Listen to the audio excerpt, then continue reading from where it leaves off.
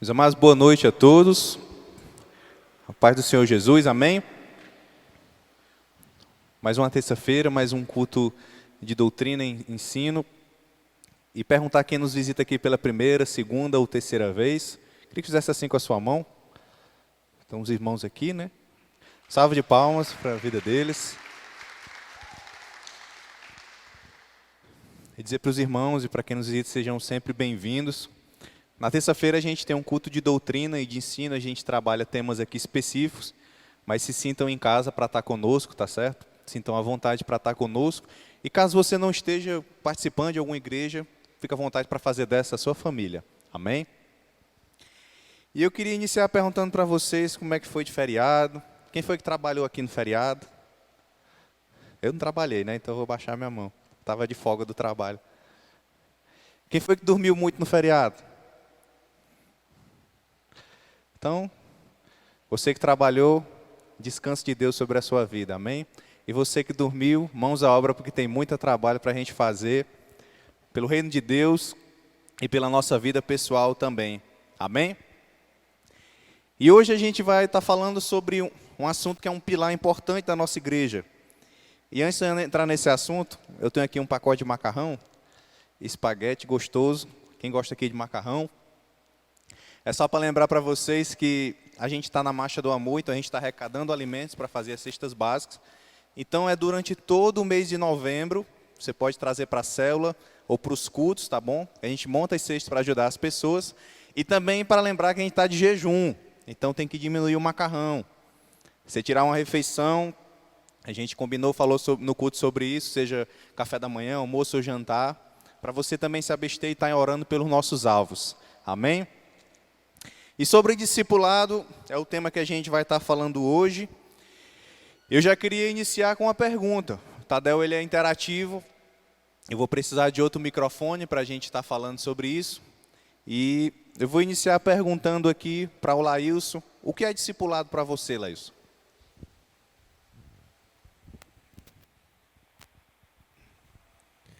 Boa noite a todos, né?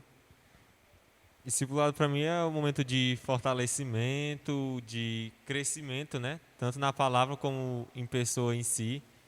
Momento tanto íntimo com Deus também, né? Que a pessoa vai estar ali lhe auxiliando, crescendo junto com você. E eu acho que realmente a parte fundamental da igreja, porque quando você realmente não já conhece a Jesus, né? A pessoa já vai lhe guiando nos caminhos e você vai realmente aprendendo mais. Tem alguém para estar ali com você e realmente estar lhe auxiliando. Amém. Salva de palmas para Jesus. Perguntar aqui para a Dislândia. Dislândia, o que é discipulado para você? Boa noite. Então, o discipulado na minha vida, né, foi um divisor de águas, pelo menos enquanto eu pude aproveitar, eu pude crescer, me abrir também e ser curada, né, e ser muito tratada, principalmente. É uma bênção, gente. Amém. Salva de palmas para Jesus. E deixa eu perguntar aqui para o Pedro, o que é discipulado? Vamos voltar para o lado de cá. O Pedro.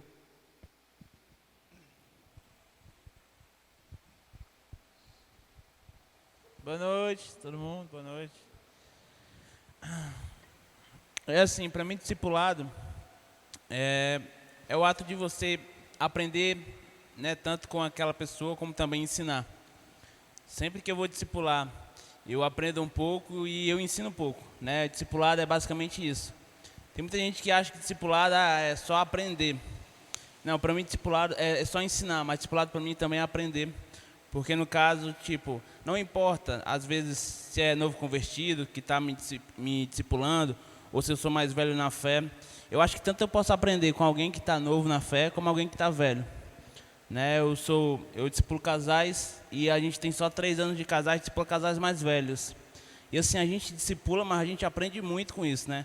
A gente já passa tanto um pouco da maturidade, que nós temos também, e também aprendemos muito da maturidade que outros têm. Então, assim, a gente passa coisas do novo casamento, né? Casamento recente, e aprende coisas de casamento que está há longos anos. Então, discipulado é isso, mais ou menos. Amém. Salva de palmas para Jesus. O que a gente vê, né, com essas opiniões e tudo? São coisas que se complementam.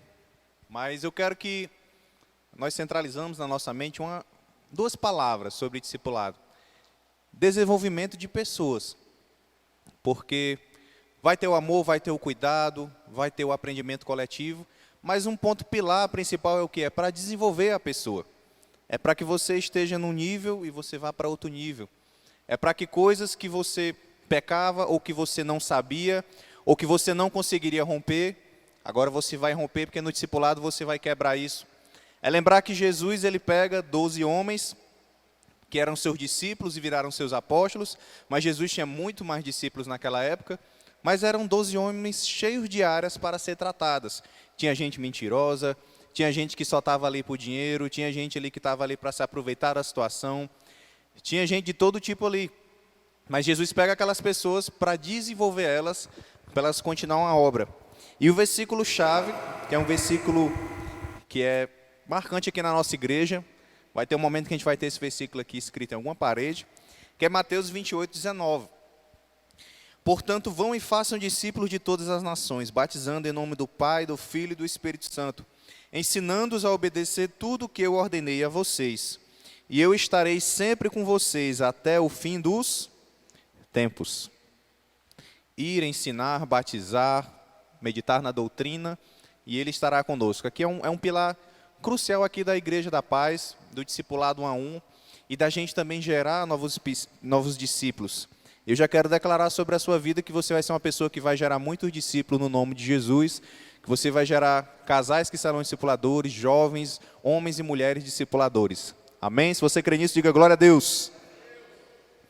Como é que é o discipulado prático no dia a dia? Só para a gente fazer essa introdução, é a gente lembrar que uma vez na semana, alguns discipuladores que já têm mais um tempo de experiência, às vezes se reúnem de 15 dias, mas o padrão é uma vez na semana você reservar um momento para se encontrar com aquela pessoa em um determinado lugar, pode ser na casa do discipulador, do discípulo, pode ser externo, na rua, para meditarem na palavra de Deus, para compartilhar, para crescer mutuamente, como o Pedro falou, para um aprender com o outro também, para você expor dúvidas, para você colocar os seus pedidos de oração. Então, a essência prática do discipulado é esse encontro semanal que nos fortalece.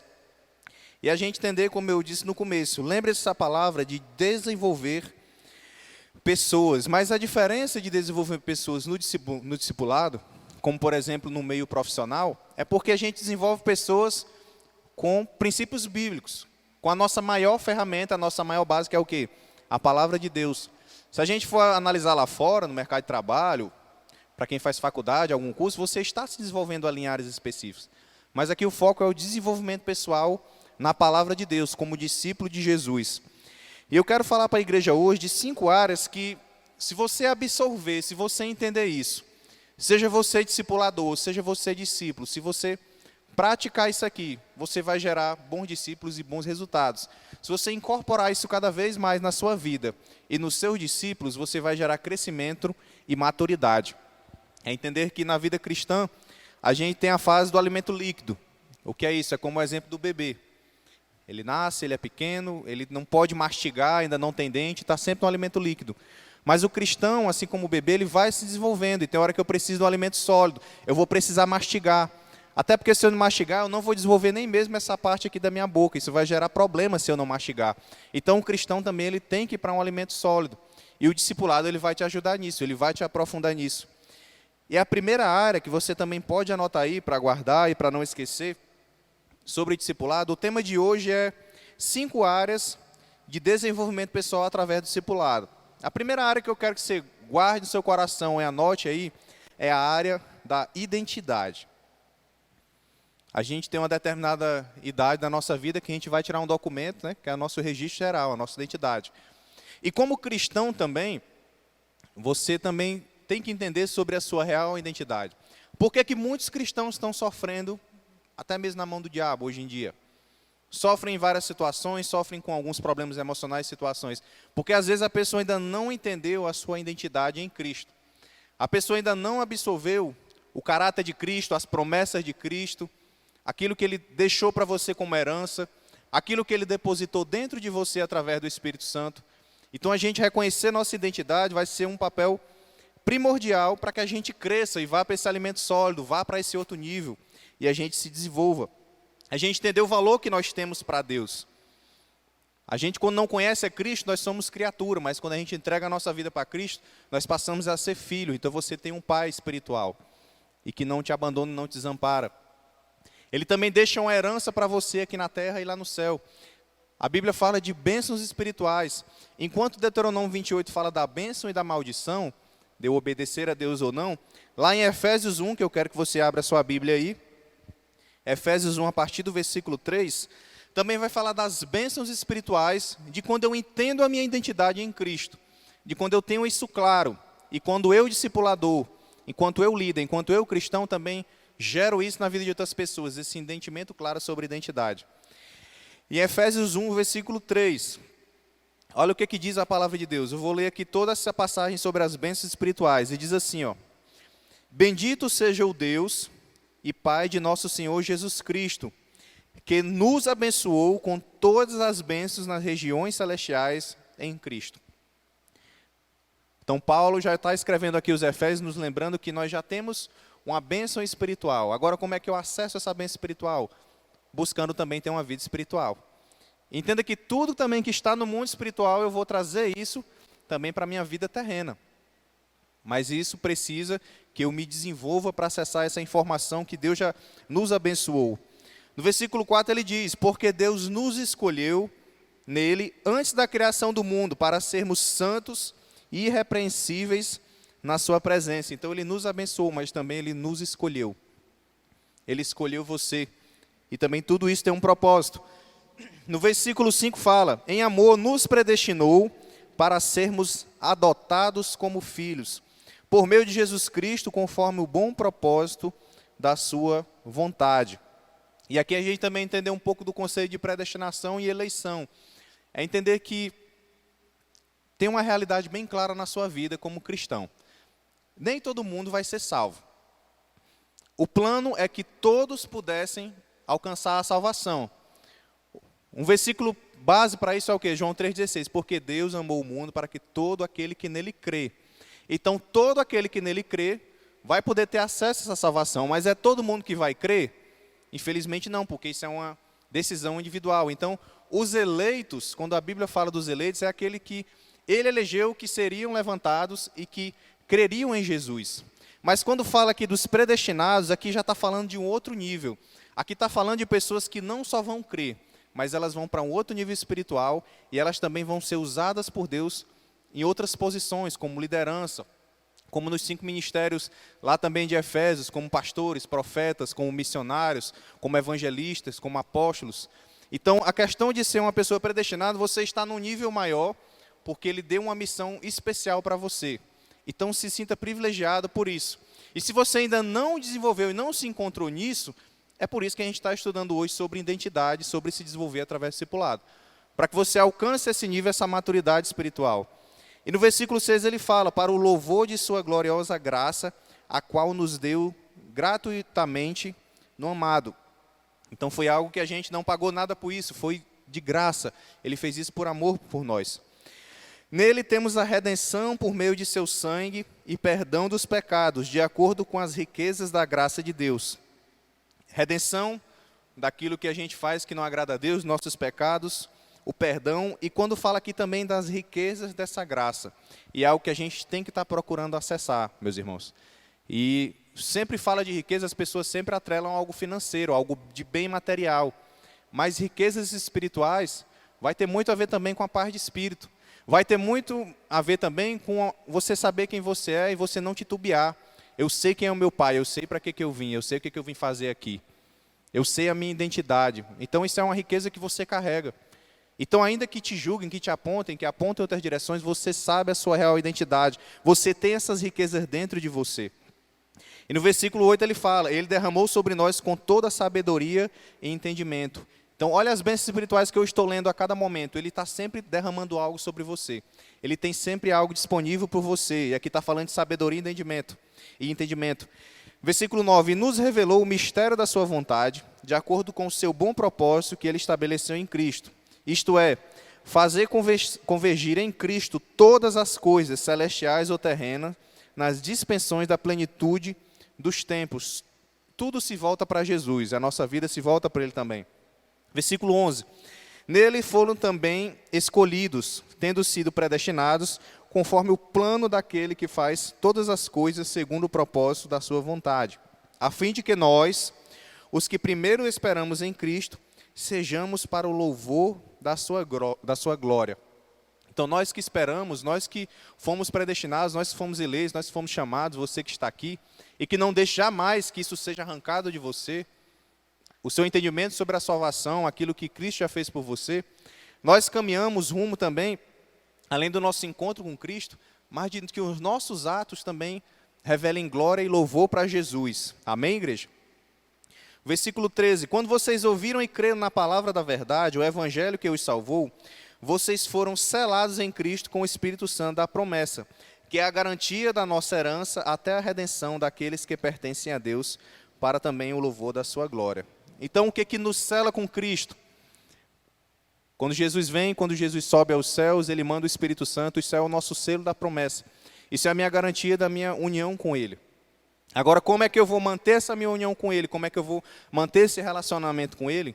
O pilar que eu estou ensinando primeiro aqui hoje é eu entender a minha identidade com Ele. Eu entender que eu sou amado por Ele. Eu entender que Ele não quer que eu permaneça o mesmo. Eu entender que Deus Ele sempre quer me levar para um outro nível.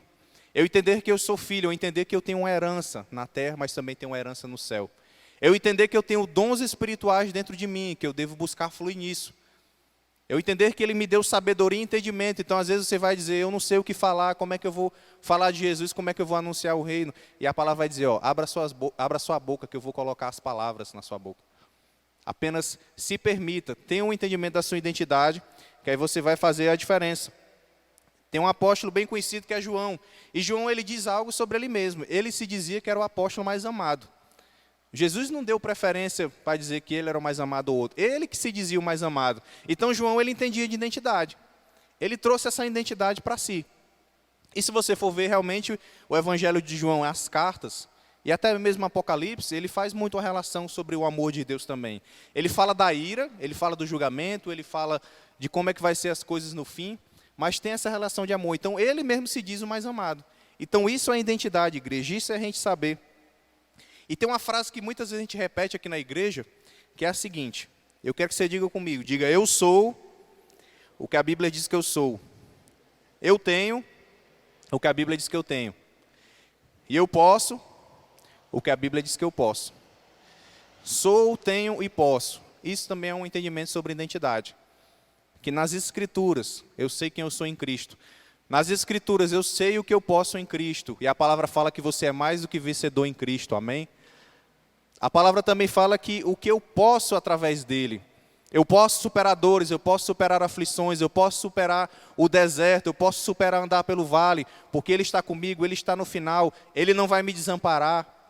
E eu tenho que aprender a viver esse propósito, e eu tenho que reconhecer essa minha identidade. Então, quero que você declare agora na vida do seu irmão, reconheça a sua identidade em Cristo, você é amado por Deus, você é filho de Deus, você é co-herdeiro com Cristo, você é um embaixador do reino nessa terra, e você vai ganhar muitas vidas para Jesus. Amém? Você pode aplaudir o nome de Jesus?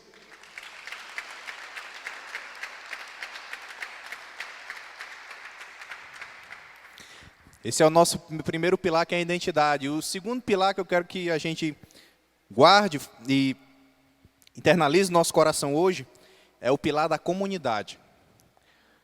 Essa palavra comunidade. Então, o desenvolvimento pessoal através do discipulado, através da identidade e da comunidade. Mas como através da comunidade, pastor? Lá em João 13:35 diz o seguinte: com isso todos saberão que vocês são meus discípulos, se vocês amarem uns aos outros. Você vai ver vários versículos, principalmente o apóstolo Paulo nas suas cartas, ele falando essa frase, uns aos outros. no amor fraternal, no compartilhar. Aqui ele está falando novamente desse amor. E essa palavra amarem também, que vem do original do grego, que está falando do amor ágape. É a gente ter esse sentimento de amor uns pelos outros, como Deus teve por nós. Porque eu não vou amar mais o Laílson porque ele é bom para mim ou porque eu vou me beneficiar de alguma coisa, não. Eu amo ele porque ele é meu irmão em Cristo. Então não vai ter a ver com o que a pessoa pode me proporcionar. Esse amor ágape, esse amor que Deus teve, imagine que Jesus foi para a cruz, nós sendo pecadores, sempre se lembre disso. Então não era porque eu era bom, não era porque eu era melhor do que ninguém. Ele fez porque ele fez um ato de amor. Então quando fala a gente amar uns aos outros, é eu amar o meu irmão em Cristo, meus familiares, as pessoas que estão à minha volta, independente do que eu vou ganhar em troca, do que ele vai me proporcionar, é porque aqui é um mandamento. E você quer ser reconhecido como discípulo? Aprenda a amar uns aos outros. Na dificuldade, e quando fala de comunidade, que é o tópico que eu estou falando aqui agora, é que é um grande desafio, porque eu reconheço a minha identidade, mas agora eu vou viver no meio de pessoas. Aqui na igreja mesmo, tem várias opiniões diferentes em nosso meio. Eu vou dar um exemplo bem prático do que vemos hoje. Eu sei que tem gente aqui que vota no Kleber, eu sei que tem gente que vota no Cirilo, e você está livre para votar em quem você quiser. Mas não são opiniões diferentes? Então não perca tempo como cristão ficando embaixo de discussão de quem é melhor, coisa desse tipo, não. Você está vivendo em comunidade. A sua maior identidade quem é? É em Cristo. Então eu sou filho de Deus, eu sou herdeiro de Deus. Ele é que é o rei que governa a minha vida. Mas aqui na vida terrena você vai fazer escolhas, porque você vive em comunidade. Então, na sua vida em comunidade, aprenda a conviver sem discriminar, sem se achar superior, sem egoísmo. Entender que a gente cresce no reino realmente amando uns aos outros. E é fácil viver isso? Também não é fácil. Mas nós fomos chamados para crescer e amadurecer nisso. Amém? Eu tive que fazer escolhas de amar pessoas que eu não gostava. Eu tive que fazer escolhas de perdoar pessoas que eu não queria perdoar. Mas a Bíblia diz que se eu não perdoar, eu não serei perdoado. Então eu tenho que perdoar. E a Bíblia diz que se eu não amar o meu próximo, eu não sou discípulo. Eu estou só me enganando. Eu estou só fingindo uma característica cristã. E não que muitas vezes tem aquela pessoa que você não gosta, você vai estar que está direto, coladinho com ele. Quando fala de amor, gente, a questão não é essa. O primórdio não é esse. É você entender assim que eu tenho que respeitar, eu tenho que conviver, eu tenho que em algum momento sentar do lado, eu tenho que em algum momento ele precisar da minha ajuda, eu ajudar. Isso que a gente faz da marcha do amor é um exemplo de amar uns aos outros. Quem aqui não pode dar um pacote de macarrão, alguma coisa? Se você realmente não pode, eu entendo. Mas todos nós podemos contribuir de alguma forma. Então isso é uma forma também, a gente tem essa campanha de a gente revelar o nosso caráter em Cristo. Até que ponto você entendeu sobre viver em comunidade. É lembrar que quando a gente é criança, eu deixei essa ilustração aqui, a gente tem ali o nosso brinquedo e a gente já cresce com a ideia egoísta. Eu não quero partilhar meu brinquedo. Ah, esse brinquedo aqui é meu. Uma vez eu estava no interior, fui visitar uns familiares com uma pessoa aqui da igreja e a mulher trouxe umas crianças para mim orar. E eu fui orar pelas essas crianças. Daí eu inventei de pegar um brinquedo que eu achei lá no carro, alguém tinha deixado, e eu fui dar para essa criança, eu orei por ela, está aqui isso aqui para você. Só que qual foi o meu erro? Eu só tinha um brinquedo, era 2 crianças. Aí começou a peia desses 2 meninos. Ah, mas eu quero ganhar também. Ah, mas eu também. Eu tive que inventar outra coisa para poder passar a situação, para os 2 entenderem que os 2 estavam sendo abençoados. Então a gente já tem dessa natureza egoísta. E nós como cristãos, olhando para Cristo, olhando pelo que Ele fez, devemos quebrar isso na nossa vida. Se você crê nisso, diga aleluia. Terceiro pilar que é importante para o nosso desenvolvimento pessoal através do discipulado. Eu saber quem eu sou em Cristo, a minha identidade, eu aprender a viver em comunidade, mas eu também buscar maturidade. Esse é o terceiro pilar, maturidade. E sabe como é que eu sei a maturidade cristã de uma pessoa? O tanto que ela se importa com o próximo e o tanto que ela se importa em fazer as coisas de Deus. Essa é a melhor forma de avaliar a maturidade de uma pessoa. O tanto que você tem a facilidade de perdoar alguém, o tanto que você tem a facilidade de se importar com pessoas na rua que precisam de ajuda, o quanto que você tem facilidade de querer levar uma palavra de salvação para alguém em algum lugar. Porque muitas vezes você vai estar em lugares, o Espírito Santo está ali te incomodando, para você orar, para você falar de Deus para alguém e tudo, e você fica ali travado. Então, até que ponto você se importa com as pessoas? E também quando eu falo do quanto a gente se importa com Deus, falando sobre maturidade, é que quanto mais eu vou para esse alimento sólido, mais eu vou para um outro nível espiritual, mais eu vou querer também cumprir princípios da Bíblia. Lembre-se que aqui eu estou falando de desenvolvimento pessoal através da palavra. Então, mais eu vou querer cumprir princípios, mais eu vou querer ser fiel a Deus, mais eu vou querer honrar a Deus. Então, meus irmãos, eu falar um tema que tem muita polêmica, as pessoas questionam, que é sobre dízimo. Então, eu não faço dízimo simplesmente porque eu quero mostrar para alguém que eu faço isso. Eu não faço dízimo simplesmente porque alguém falou, não. Eu faço dízimo simplesmente porque eu entendo, eu tenho revelação e eu estou buscando ter maturidade sobre isso. Eu estou entendendo que o ato de eu dizimar, o ato de eu somar no reino através disso, eu estou cooperando com o reino de Deus. Eu estou cooperando com a minha igreja local, eu estou cooperando para que o reino avance. E quantos de nós não quer que a gente tenha sempre um espaço melhor, tenha mais conforto, tenha mais projetos, tenha mais ações e tudo. Mas como o Wilson estava falando domingo no culto, tudo isso depende também da gente ter maturidade para honrar a Deus nas pequenas coisas, mas nas grandes coisas também. E olha o que diz João 8,31. João 8,31 diz: Disse Jesus aos judeus que haviam crido nele: Se vocês permanecerem firmes na minha palavra, verdadeiramente serão meus discípulos. Olha que a maturidade que é o quê? Eu estar firme na palavra de Deus, nos princípios. E aí ele fala no versículo 32, um dos versículos mais conhecidos: E conhecerão a verdade vos... Vamos novamente. E conhecerão a verdade vos... Então o que me dá maturidade? Eu entender da verdade, eu quebrar essas barreiras, essas coisas que ficam me impulsionando para trás, ficam me gerando uma pessoa egoísta, ficam olhando só para o meu umbigo. Como eu lembro quando eu estava na escola de missões, um pastor sempre usava o exemplo, é a umbigolândia. Então muitas pessoas vivem na umbigolândia, elas só olham para o próprio umbigo, elas não olham para o próximo. E nós estamos quebrando isso aqui, amém? De eu olhar para o meu próximo. Então eu ter maturidade é eu saber lidar com as minhas emoções. Porque tem gente que quando está com raiva chuta até o cachorro quando chega dentro de casa. Mas é crente. Passa uma imagem sobre isso. Então eu tenho maturidade, eu sei lidar com esse tipo de coisa. É eu saber lidar também com o meu dinheiro, é eu saber lidar com a dor e com as situações difíceis. Tudo isso é maturidade. É eu também saber me livrar daquilo que é possessivo, que é controlador. Porque eu já sou maduro em Cristo. Olhe para Jesus, olhe para a pessoa dele. Jesus ele não tinha prisão com nada, era o cara mais desprendido que tinha. A Bíblia diz que quando ele chegava nos lugares, ele não tinha nem onde reclinar a sua cabeça. Então ele não estava preocupado com nada, ele não estava apegado a coisas. Ele sabia lidar com todas as situações. E não faltava uma casa para ele dormir, não faltava uma comida para ele, não faltava uma situação. Ele sempre dizia, vai lá, que vão preparar um banquete naquela casa. Vai lá, que aquele homem vai dar um jumento que eu vou entrar na cidade. Então tudo ele já sabia que tinha preparado, porque ele sabia da identidade dele. Ele sabia viver em comunidade.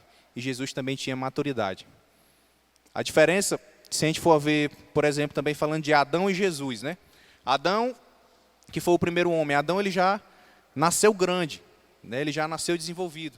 Jesus passa 30 anos oculto, se desenvolvendo para começar o seu ministério. Então, se a gente até analisar um ponto de vista por que Jesus foi mais forte e não falhou, ele foi muito mais preparado, mais lapidado. Adão ele já estava ali no jardim, desenvolvido e tudo, então isso também é um conceito para a gente entender. E devido também à sua falta também de maturidade, alguns conceitos, ele perde isso. Olha como tem um momento que Adão esquece da sua identidade. Quando ele peca, o que é que ele faz? Ele se esconde de Deus. E quando a gente tem a nossa identidade em Cristo, quando eu tenho a maturidade em Cristo, eu não vou conseguir me esconder de Deus. E eu vou entender que eu vou poder olhar para Ele e eu vou poder alcançar a redenção. Eu falei aqui de Efésios 1. Eu vou poder alcançar a redenção dos meus pecados, perdão dos meus pecados. Agora eu tenho que inclinar meu coração e me arrepender. Eu tenho que buscar ter essa maturidade. Lidar com as emoções, situações difíceis. Então, maturidade ela vai te ajudar a tudo isso. O desenvolvimento do discipulado, ele vai te ajudar a tudo isso. O seu discipulador, ele está para te ajudar sobre isso. Você como cristão, você tem que desenvolver isso e ajudar outras pessoas a desenvolver isso também. Amém? Quarto pilar importante de hoje, responsabilidade. Então eu falei sobre identidade, comunidade, maturidade e agora eu vou falar sobre responsabilidade. E o que eu estou falando aqui também, você que é pai e mãe, trabalhe isso com seus filhos também, porque você discipula os seus filhos. Você gera a sua geração. A sua geração que eu falo é da sua família e que será a próxima geração em Cristo. Você também faz parte disso. Então, a responsabilidade é algo que vai ser primordial. As pessoas entenderem sobre compromisso. Eu, desde cedo, os meus pais, eles me moldaram algumas coisas. Se eu quisesse conquistar algo, eu também tinha que fazer algo. Eu tinha que fazer alguma tarefa do lar. Eu comecei a trabalhar com 11 anos. Então, eles foram me dando um senso de responsabilidade de coisas para que eu pudesse entender que o mundo ele não vai ser bonzinho, não. A Bíblia ainda fala que o mundo já é dos malignos. Então, o que ele puder fazer para lhe destruir, ele vai fazer. Então, você tem um senso de responsabilidade, como cristão mais ainda, isso também vai te fazer aí para esse outro nível de desenvolvimento pessoal. Eu tenho compromissos com a minha igreja local. Eu tenho compromissos com a minha célula. Eu tenho compromissos com o meu trabalho. Então, eu ser responsável. E olha o que a palavra de Deus fala aqui, ó, em Mateus 5, 14. Você pode anotar esses versículos para meditar depois, mas eu vou ter que ir passando aqui um pouco mais rápido. Olha o que diz aqui, ó. Mateus 5, 14. Vocês são a luz do mundo. Não se pode esconder uma cidade construída sobre um monte. E também ninguém acende uma candeia e coloca debaixo de uma vasilha. Ao contrário, coloca no lugar apropriado e assim ilumina todos que estão na casa. Assim, brilha a luz de vocês. Declarei na vida do seu irmão que a sua luz brilhe. Que a luz de Cristo brilhe na sua vida e na vida de outras pessoas, em nome de Jesus. Para que vejam as suas boas obras e glorifiquem ao Pai de vocês que estás nos céus. Então eu tenho uma responsabilidade enquanto cristão. E foi algo até que a gente estava meditando, a gente teve um treinamento de líderes sábado aqui na igreja. E durante um dos treinamentos, um dos preletores aí falou algo interessante. Ele disse que ele comparou o templo de Salomão, lá do Velho Testamento, com os templos que somos hoje, que nós somos a morada do Espírito Santo. Então no Velho Testamento, o Espírito Santo ele habitava num templo, num lugar sagrado, consagrado e somente ali. Hoje onde é que ele habita? Diga assim, dentro de mim. Naquele tempo do templo de Salomão era algo para todo mundo ver. Todo mundo que passava por Israel via aquele templo maravilhoso, bonito, grandioso. Mas aquilo veio abaixo. Agora hoje, quem são esses templos vivos? Somos nós. Nós somos esse templo de habitação do Espírito Santo. Então quem é que as pessoas vão estar olhando, vão estar observando para resplandecer essa luz? É para você. Então você tem uma responsabilidade enquanto cristão aqui na terra. E quando fala de responsabilidade, é assim, não é uma coisa que não é só dentro da igreja, meus irmãos. Não é só quando eu estou com os irmãos da igreja, não. Minha responsabilidade é todo canto. Porque já pensou se eu, enquanto pastor, eu sou um tipo de pessoa na igreja, mas eu ficasse dando mau testemunho lá fora, o que as pessoas iriam pensar? Qual é a visão que as pessoas teriam dessa igreja? Por conta dos testemunhos. Então, o que eu tenho que fazer lá fora? Eu tenho que entender a minha responsabilidade. E não é porque eu tenho um título de pastor, não. É simplesmente porque eu decidi seguir a Cristo. Por isso, a nossa luz ela tem que brilhar nesse mundo. Imagine construir uma cidade lá em cima do Cruzeiro de Quixeramobim. Uma cidade enorme lá. Todo mundo que passasse ia ver essa cidade. Tinha como eu esconder? Não tinha. Todo mundo que passa vai ver essa cidade lá em cima. E é isso que ele quer dizer quando ele está falando sobre você, sobre mim. A gente não pode querer achar que vai se esconder. A luz ela vai brilhar mais forte. A luz ela vai encandecer no lugar. A presença de Deus ela vai manifestar por onde você passar. Amém? Você é instrumento dele aqui nessa terra. Se você crê nisso, diga glória a Deus. E só para fechar sobre responsabilidade, 2 Timóteo 2,2 diz: E as palavras que me ouviu dizer na presença de muitas testemunhas, confie a homens e mulheres fiéis que sejam também capazes de ensiná-las a outro.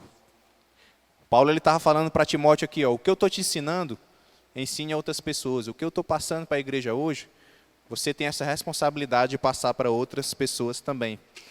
E o quinto ponto, onde eu fecho a ministração de hoje, eu falei de identidade, eu falei de comunidade, eu falei de maturidade, eu falei de responsabilidade, e o quinto ponto de hoje é destino. Todos nós temos um destino. Eu falei domingo que a Bíblia ela é autodeterminativa. Foi um dos conceitos que eu falei da palavra de Deus. Porque a forma como eu vou responder a palavra de Deus vai determinar o meu destino. Se eu respondo abrindo meu coração para a palavra de Deus, isso vai me dar um destino de salvação. Mas também se eu quero responder a Bíblia e negar as Escrituras e viver uma vida sem Cristo, eu também já tenho um destino fadado. Eu já tenho um destino direcionado. Então a Bíblia ela é autodeterminativa. Então ela nos dá um destino.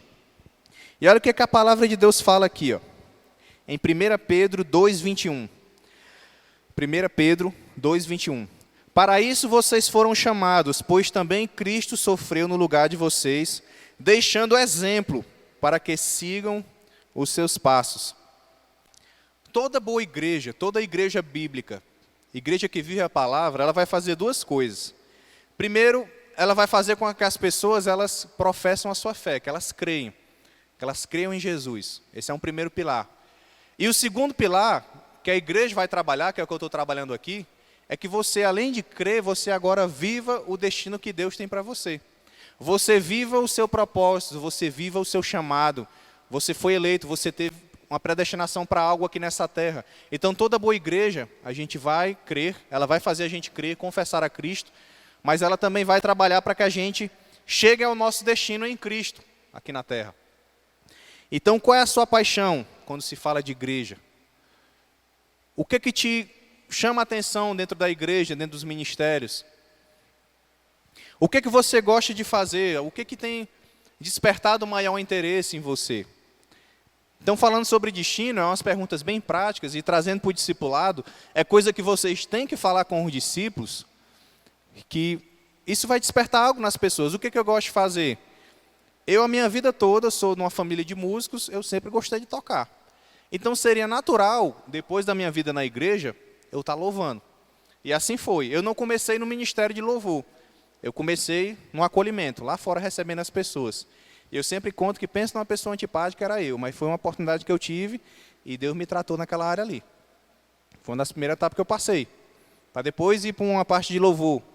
Mas o que queima no seu coração sobre isso? Quais são os seus dons? Aí a Bíblia fala de dons espirituais. Que a gente ainda medita em um estudo futuro sobre isso. Mas também você tem dons.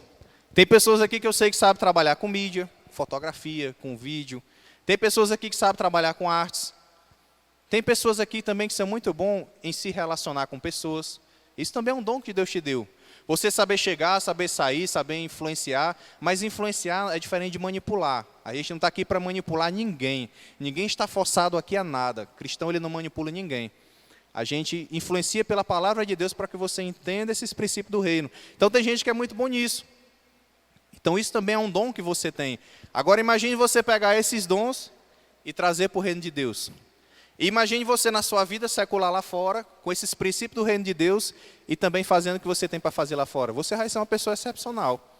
É por isso que uns se destacam e alguns se limitam, alguns ficam estagnados. Mas o desejo de Deus, igreja, é que todos nós crescemos. O desejo de Deus é que todos nós chegamos ao pleno conhecimento de Cristo, que a gente chega à perfeição. A Bíblia fala de chegar a ser um varão, uma varoa perfeita. Esse é o desejo para nossas vidas. E a Bíblia diz assim, em João 15:8, meu Pai é glorificado pelo fato de vocês darem muito fruto, e assim vocês serão meus discípulos. Então olha mais uma característica de um discípulo. Um discípulo, ele aprende a se relacionar, a viver em comunidade. Um discípulo, ele aprende a amar o próximo, independente do que o próximo pode acrescentar na vida dele ou não. Mas um discípulo também, ele vai querer dar fruto. Você vai querer dar fruto, você vai querer ganhar pessoas para Jesus, você vai querer trazer pessoas para a sua igreja, você vai querer levar pessoas para a sua célula, você vai querer ver a sua família salva. Você vai querer ver na sua cidade livre de corrupção, livre de pecado, livre de manipulação de pessoas lá fora. Você vai querer que esses frutos aconteçam. E a Bíblia fala que os frutos que a gente produz, isso também vai gerar o nosso galardão, a nossa recompensa. Então a gente não foi chamado para Cristo para passar a nossa vida toda como frequentador de igreja, não. A gente foi chamado por Cristo, a gente recebeu essas bênçãos espirituais, é para que você cresça mais e mais no reino de Deus. Amém? Você recebe essa palavra, aplauda o nome de Jesus.